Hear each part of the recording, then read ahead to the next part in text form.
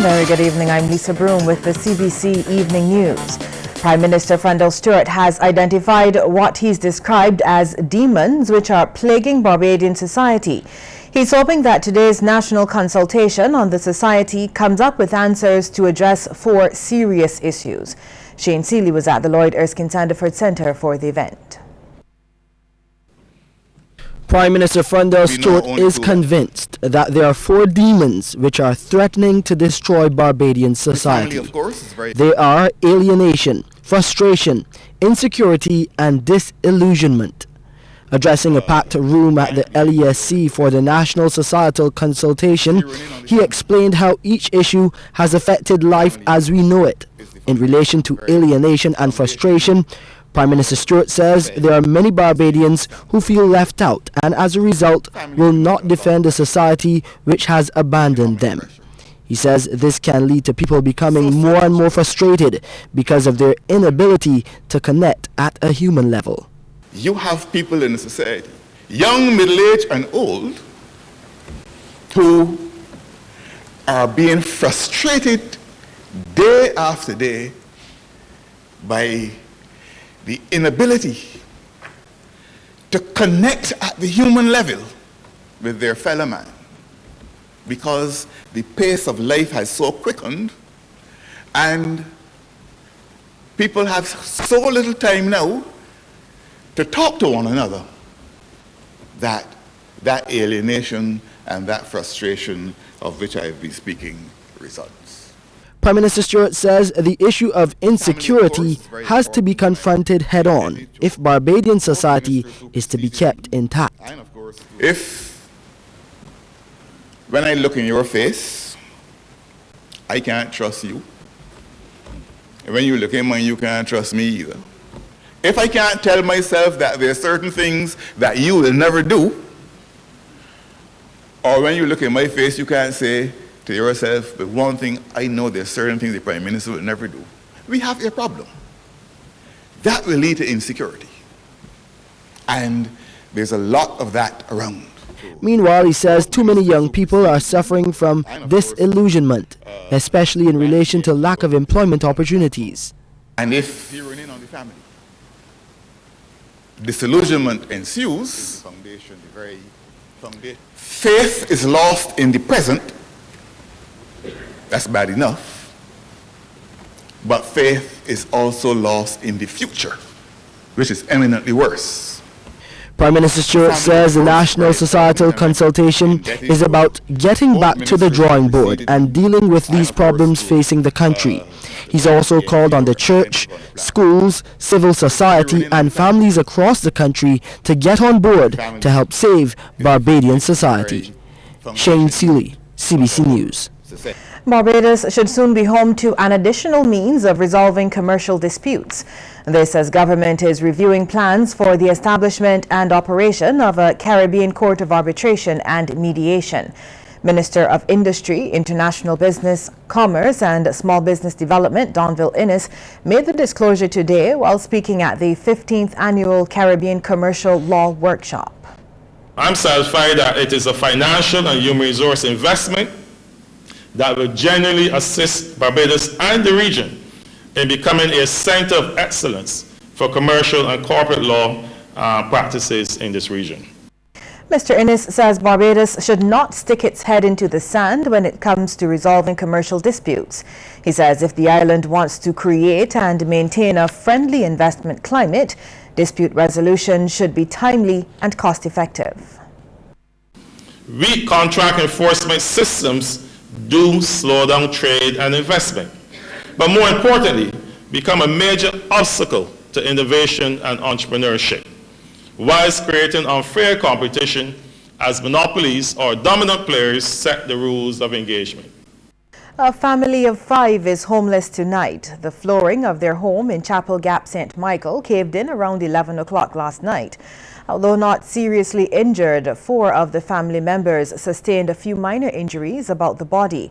They are Cheryl and Nicholas Hinkson, along with Avanel and Aaliyah Williams.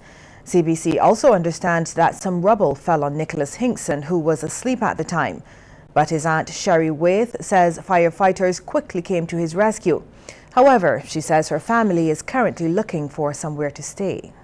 Since the house is kind of unstable right now, they said not to go back into it really until we can find someone who can say, well, it is fit that we can go in and remove any stuff.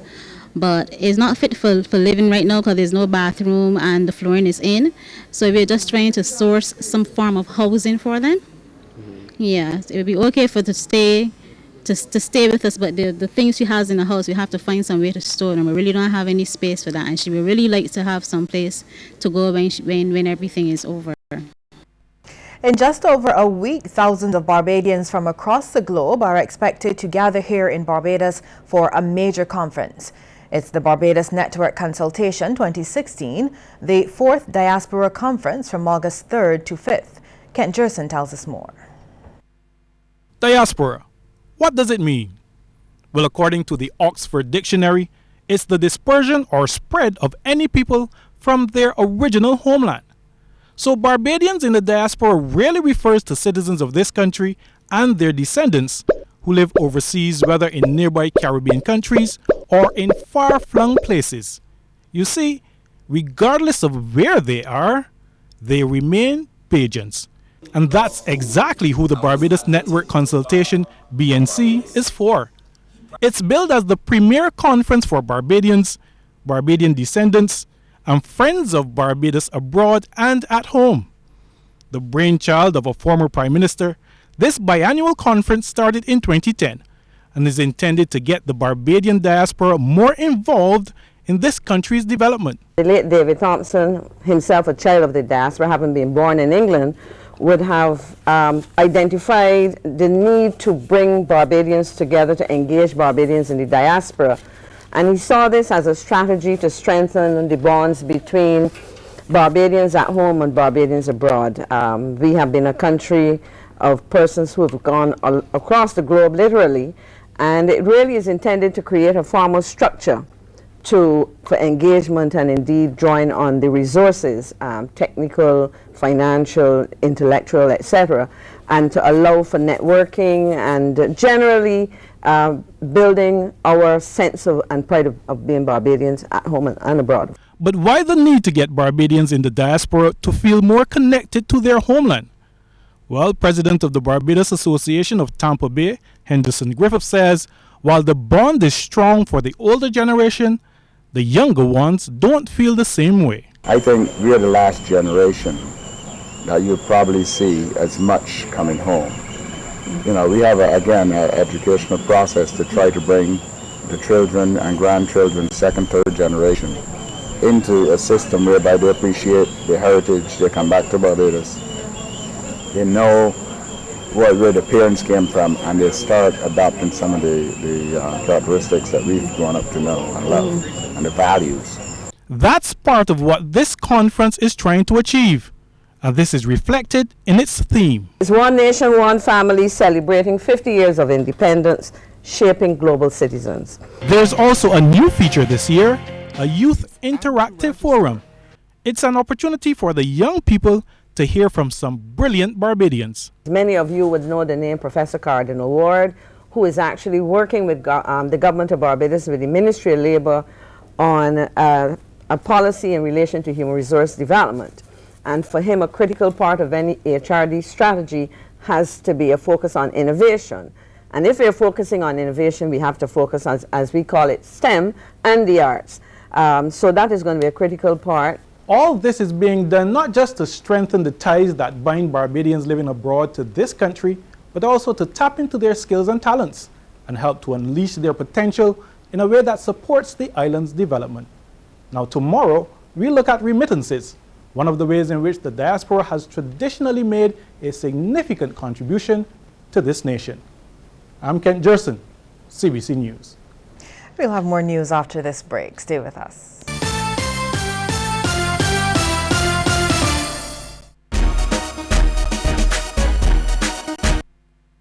Don't let your data experience slow you down. Step up to Digicel, Barbados' fastest 4G network, more than twice as fast as the slow network. Get more with Digicel.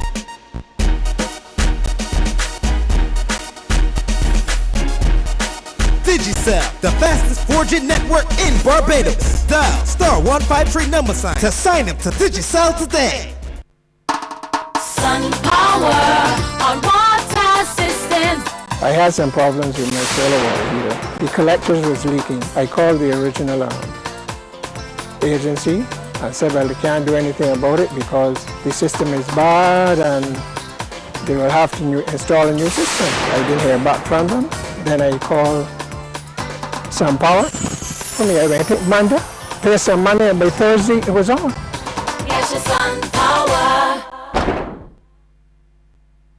On Saturday, July 30th, we meet at the Oval for the MQI Monkey Pick of the Crop Finals. Aziza, Colin Spencer, Donella, Adonijah, Adrian Clark, Crystal Cummins Beckles, IWeb, TC, and Mr. Blood are all ready to challenge 2015 Calypso Monarch Classic. Early bird grounds ticket, $45. Regular tickets, $55. Early bird 3Ws, $60, or pay more at the door. MQI Monkey Pick of the Crop Finals, Saturday 30th July, Kensington Oval. Visit www.ncf.bb for more information.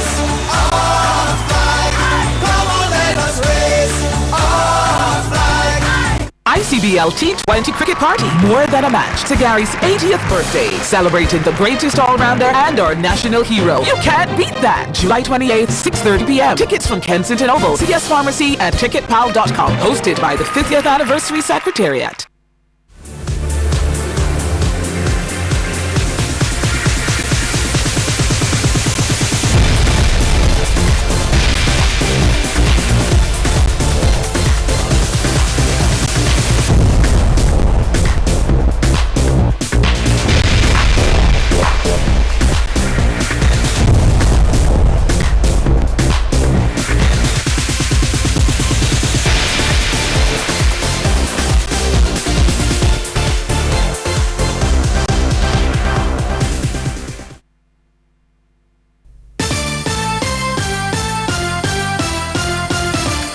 As the MQI 98.1 The One Soccer Royale event continues to grow, officials are convinced that its mixture of a day and night program is a step in the right direction.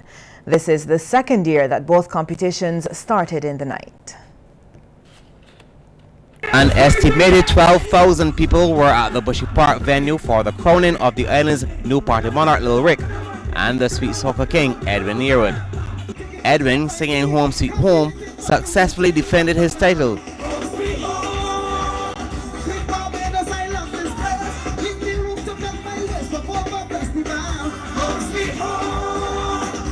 But he faced a stiff challenge from Damien Marvey, who came second with no other face.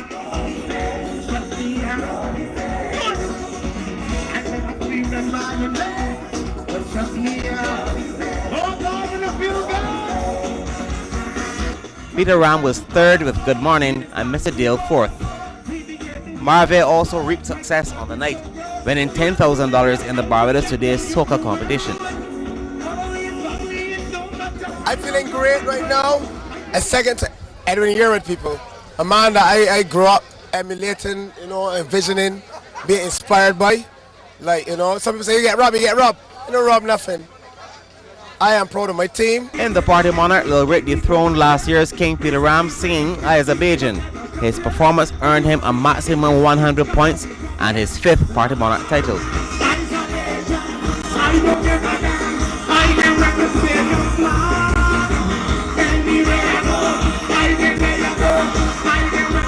I'm feeling real good. No winner that don't feel good. I'm happy to win the party monarch. This 20 years for me in the business, and it come like a party for me for my 20th. They come like a gift. Blood finished second, Peter Ram was third, and Mikey fourth. For the producers, it was a good show. I think it was even bigger than last year. Right? I think that the night competition, more or less, is working for people, along with the fact that the songs were even better than last year. Right? So I think that combination of great songs plus the fact that it's a night show, I think that is the formula for Bushy Park, So I think it went great, and the musicianship and the standard of the competition was very, very high, very close, and I think it orders good for the music of Barbados. The patrons also shared those sentiments. I love it and it's good. I will not find enough words to describe it, but I'm having a great time, I must say. But it's great. Having an awesome time. Vendors also agree as food, drinks, and even flags, some as expensive as $40, were hot commodities. The last time we were here, a lot of people asked for them and we didn't have them. So we decided to bring them out today. The next major events on the Crossover calendar are the Day of National Significance and the Crossover Evening of Folk. Sean Farrell, CBC News. Well, a young artist is not happy with the response to local art and is intent on changing it. When you visit Sky Mall in Haggett Hall over the next few months, in addition to the bustling shoppers, you're likely to see these: a Mother Sally in all her glory, sculptures and other pieces of art. The installation is part of the mall's efforts for the island's Golden Jubilee celebrations, but it's also part of a bigger plan by a group of young artists known as the Ascension Project to change attitudes toward local art. Right here in Barbados, there's a lack of appreciation for art. And who can blame them? When the art isn't visibly in your face on a daily basis, you have to go out of your way. It's not spoken about, it's not fully appreciated. Now, Martha Gibbons and I, we've come together because we are tired of this reality. We want to change this reality. We challenge corporate Barbados to step up with us as we try to align artists with business opportunities that can increase their profitability and increase their exposure here as well. That's Jabari Aline, one of the members of Ascension Project, and he's vowed to do what it takes to shine a light on the extensive amount of talent in Barbados. Meantime, Culture Minister Stephen Lashley was on hand for the launch. He has promised to try to reinstate an incentive to the tourism industry to encourage them to buy local art. I believe we have several hotel projects coming on stream, and if we can have that revamped, where hotels, particularly those that are benefiting from some significant incentives under the relevant hotels legislation, that we need to have these hotels purchasing at least 2% of the artwork of Barbadian artists, because that is the way in which we can put money into the pockets of our creative talent. Mr. Lashley also encouraged business places like Sky Mall to see how they can benefit from the Cultural Industries Act. Well, still to come, a look at some of the stories making headlines across the region. Stay with us. Countdown to 50.